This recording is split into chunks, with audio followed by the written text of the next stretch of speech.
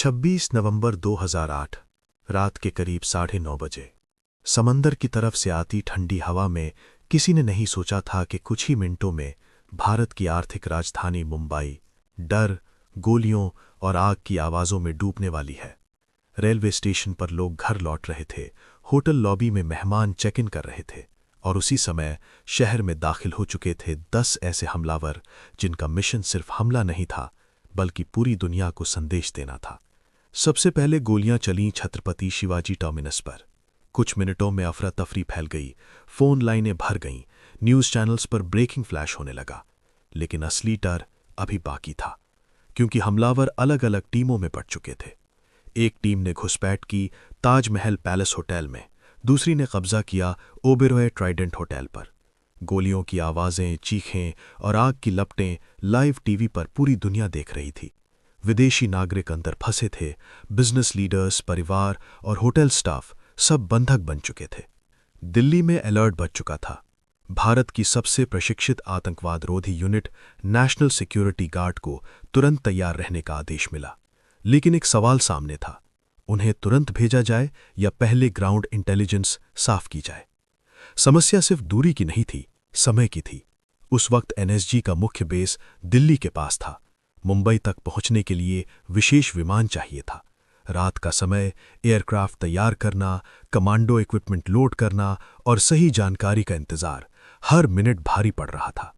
TV screen पर आग बढ़ रही थी, फोन पर मदद की पुकारें आ रही थीं और दुनिया पूछ रही थी कि भारत जवाब कब देगा।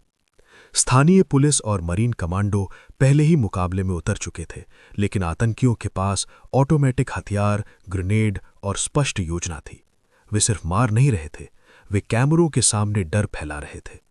दिल्ली में बैठी सुरक्षा बैठकों में एक और चिंता थी कि अगर जल्दबाजी में कमांडो भेजे गए और अंदर बंधकों की स्थिति गलत निकली तो क्या होगा। गलत ऑपरेशन सैकड़ों जाने ले सकता था, लेकिन देर हुई तो भारत की वैश्विक आतंकरोधी छवि सवालों में घिर सकती थी। आखिरकार निर्णय हुआ, भारतीय वायुसेना का विशेष विमान तैयार किया गया। कमांडो भारी हथियारों और ब्लैक गियर के साथ रात के अंधेरे में सवार हुए, लेकिन उड़ान भरने से पहले भी कई मिनट बीते।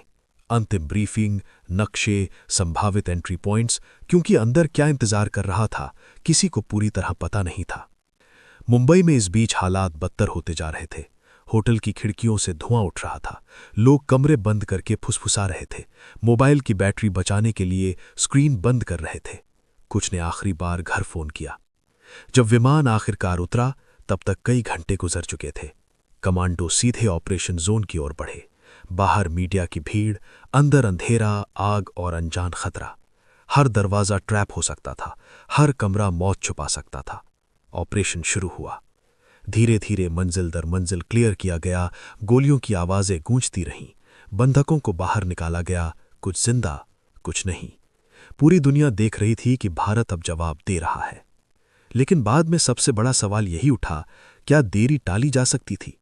कुछ विशेषज्ञों ने कहा कि दूरी और लॉजिस्टिक्स ने समय लिया। कुछ ने माना कि उस रात भारत ने सीखा कि आतंकवाद के खिलाफ लड़ाई में मिनट भी इतिहास बदल सकते हैं। इसी घटना के बाद देश में एनएसजी हब अलग अलग शहरों में बनाए गए ताकि अगली बार इंतजार कम हो। 26/11 सिर्फ एक हमला नहीं था, ये एक परीक्षा थी